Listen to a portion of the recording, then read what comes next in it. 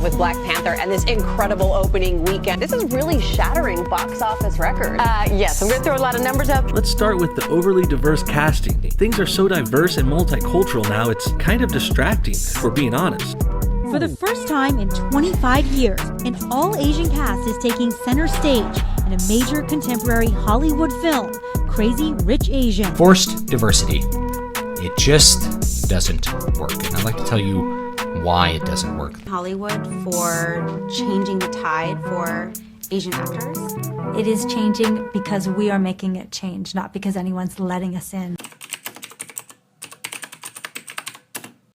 Why do we need more people of color in the film industry? Well, for me, it comes down to storytelling and truth. Everyone has their own stories and life experiences to share. One person's upbringing is vastly different than another person's upbringing, culturally and geographically, just like one state is different to another. How can we expect one group of people to tell the stories of another group of people? How can we expect a white person to tell the story of the Asian experience? And vice versa. That's why we need more people of color in the film industry. Because nobody knows your story, my story, or their story better than you, me, and them. I feel that in order to properly represent someone in film, it has to come from a place of authenticity. I remember watching movies and TV shows as a child and I never really felt myself represented. And the representation that I did have was always very stereotypical. But with more people of color coming into the film industry and creating stories with their own experiences, it feels a lot more authentic and real, as opposed to if someone who has not gone through those experiences tells it. I feel like more people of colour should be in the film community and should be making films, as it lets them express their emotions and what they've been through. And I feel like it's really important to give a wider variety of people, a wider range of people, their voice. It allows them to have a louder voice and to show everyone what their vision is and what they have been through and what they want to convey on the big screen.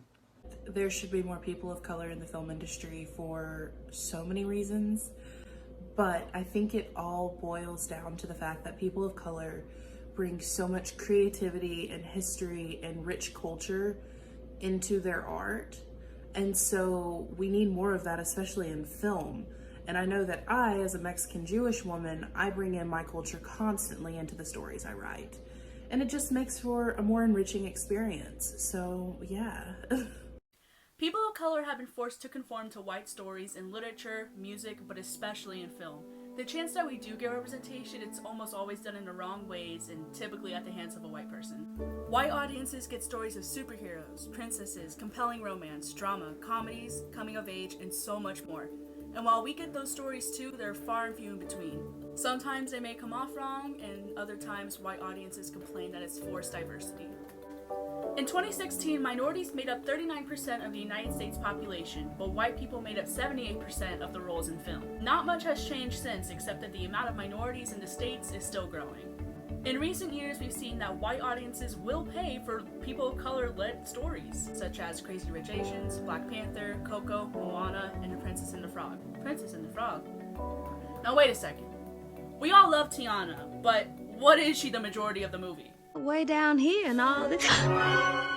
As explained by my colleague, Brandon. It comes from the manufacturing days. You manufacture a product on a large scale and you aim it at the center of this bell curve, right? The standard distribution curve. This portion has the most people. We aim it at them and then we try to convince everyone else to buy it. And this has happened multiple times in film where people of color are just subjected to being an object, to being an animal, and not being represented the way how we appear to the world. There's also the token minority. Just there to meet a quota and typically gets pushed off to the side. These are just some examples of how we may be moving in the right direction but with the wrong intention. Now, other films do get this right. BlacKkKlansman, Parasite, When They See Us, and who created these stories to be told? Spike Lee, Bong Joon-ho, and Ava DuVernay. In these stories, not only are we getting the cultural insight for the characters, but they're also creating these stories of struggle, love, family, and so much more that people can relate to and others can interpret into their own lives. Sonia Renee Taylor says in her book, The Body's Not an Apology, we live in a world that's afraid to acknowledge differences. But difference is what makes the world go around, and acknowledging these beautiful differences that we have can really change lives. To my white colleagues out there that may be skeptical to these differences, all we ask is for you to listen and take in our points of views from our experiences. And to any fellow people of color out there interested in film, whether you want to write, direct, act, do it. There may be a young black man out there who's confused on his sexual identity. There may be an Indian girl out there dealing with the conflict of her American and traditional life. Or there could be a little girl out there who wants to dress up as her favorite princess for Halloween, but will have to pick between Belle and Snow White.